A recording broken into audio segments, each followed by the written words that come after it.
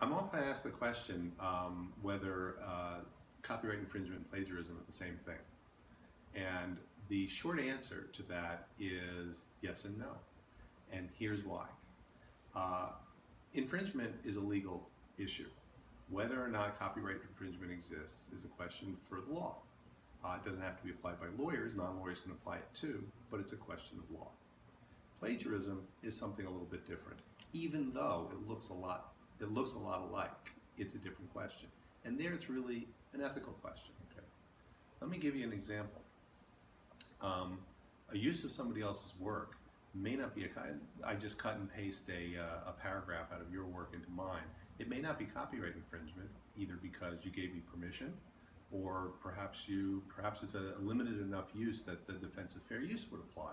So under law, even if you sued me, or somebody sued me, there wouldn't be copyright infringement. On the other hand, my teacher, for whom I wrote the paper, might say, I don't care if you have permission. This is not your ideas. You didn't give appropriate attribution. You didn't distinguish the other person's work from your own, and therefore it's plagiarism.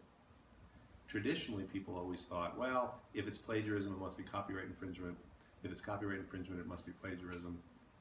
And the answer is no. You can think of issues that are not infringement, for example, because it's a fair use made of a work, and yet it's still plagiarism.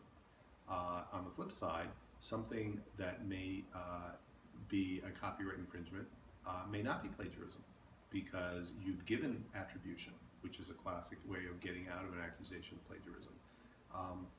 The two issues occupy different spaces, very closely parallel, and depending on what issue it is that you're trying to address, that's going to be the determinant of whether something constitutes plagiarism or it constitutes infringement.